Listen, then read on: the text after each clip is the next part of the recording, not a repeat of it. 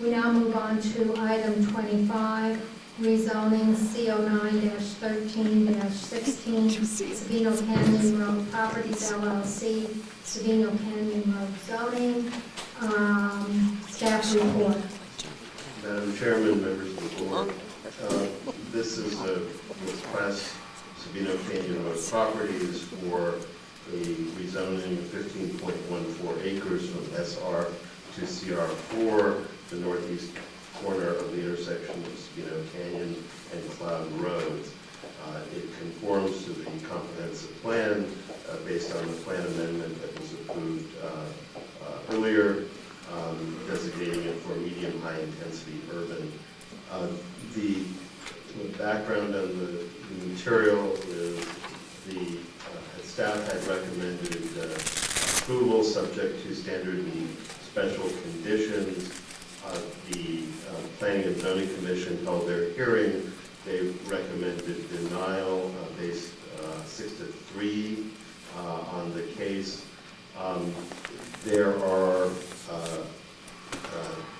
two major concerns. One, I've got to go over the conditions of zoning because they try to put them all together. And the second is to let you know that the protest calculation within 300 feet, which is 46.3% by owner and 38.7% by area, totaling 19 protests, that requires a supermajority vote of the board. And then additionally, the public comment count has modified as of 8:45 this morning. As of 3 p.m. yesterday, we had 678 written comments from 406 households and others, and in protest support 76 written comments and petitions of 539 signatures. As of this morning, 5 additional protests came in. However, some of those are by the same people who had commented previously.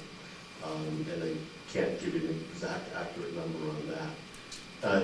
If the board decides to approve the rezoning request, staff suggests these standard and special conditions with the following modifications.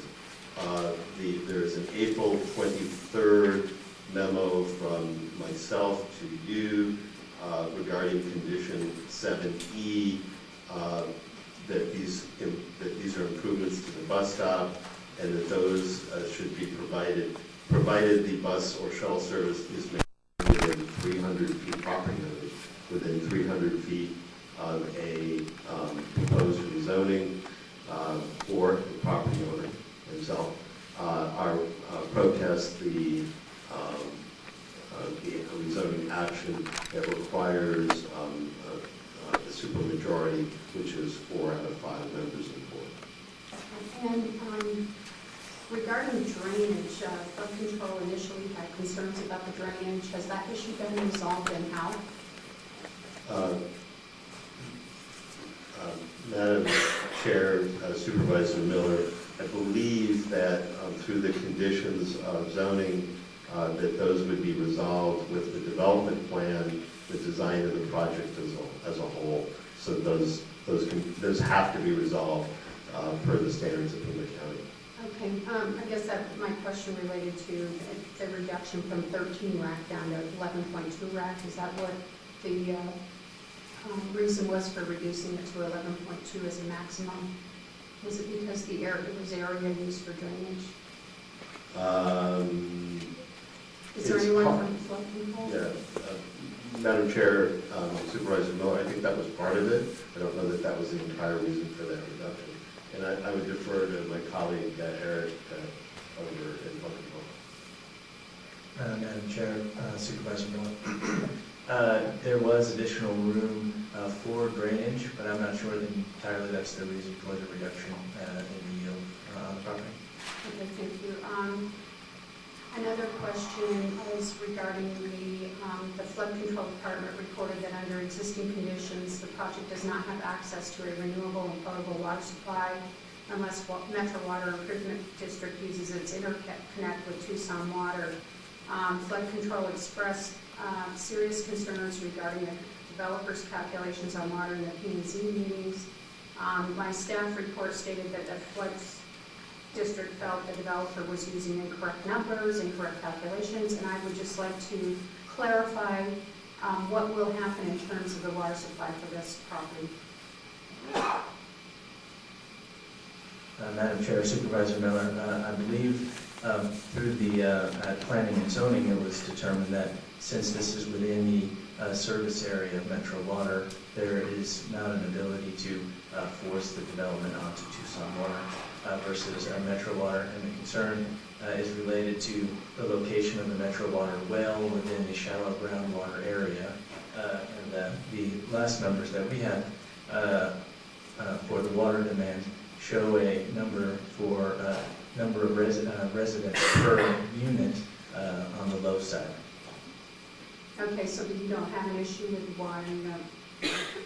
Well, we think that there will be an impact, a potential impact to the shallow groundwater area and the groundwater ecosystem. It's mostly related to the location of the well within that area.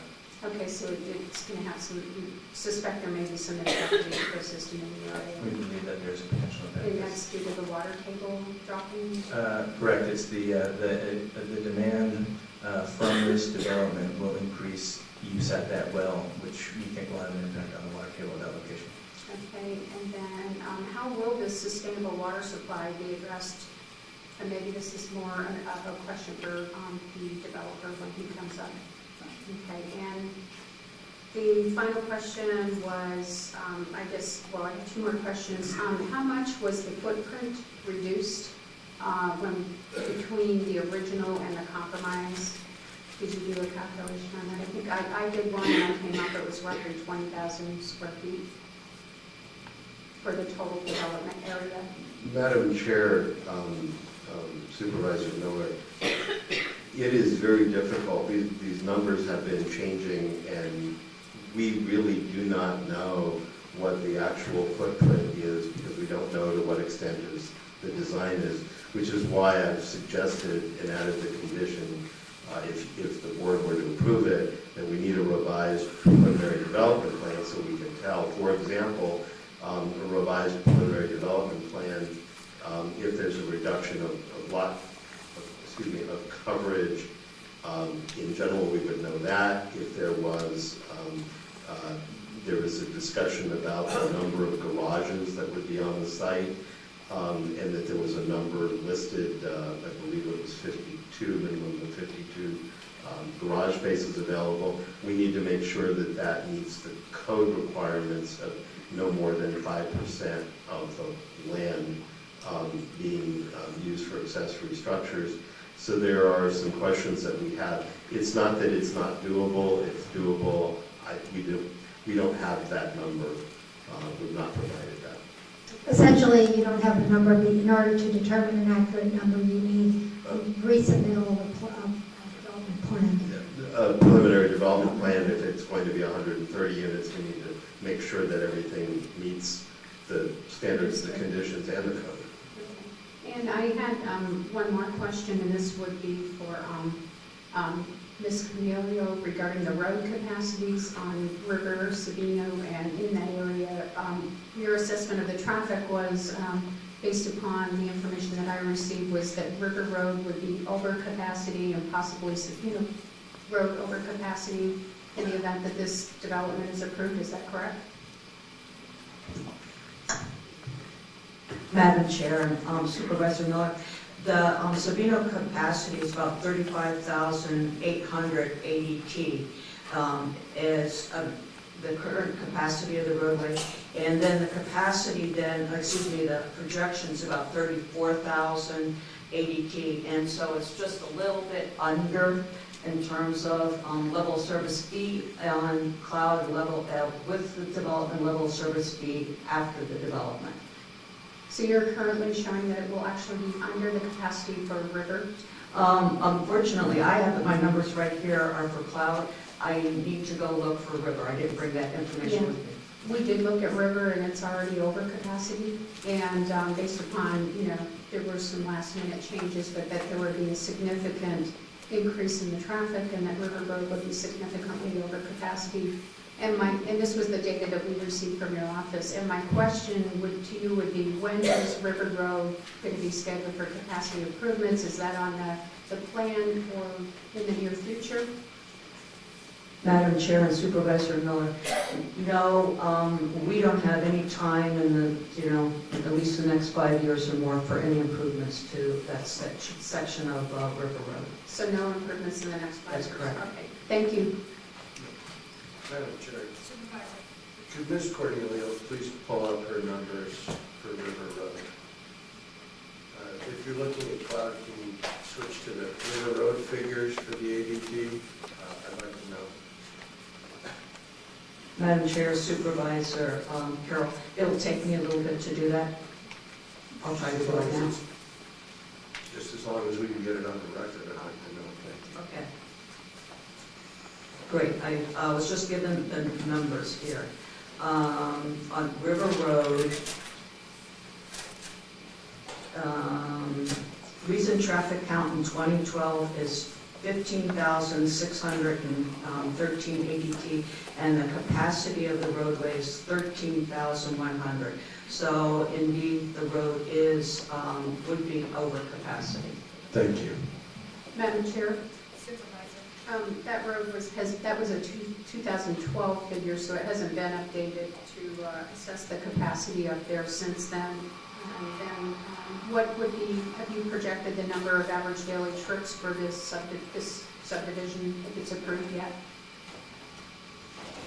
For the, If in the event that this is approved, have we done a calculation for what the ADT would be for these additional traffic on this road?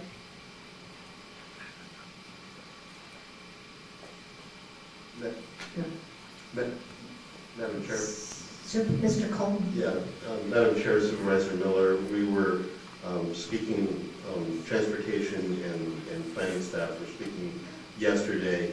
If you look at the difference between 169 units of varying sizes versus the 130 three-bedroom sizes, it basically comes out to being similar. I think it's roughly about 1,200, 1,190, something along those lines. I don't want to be that specific because it's an estimate.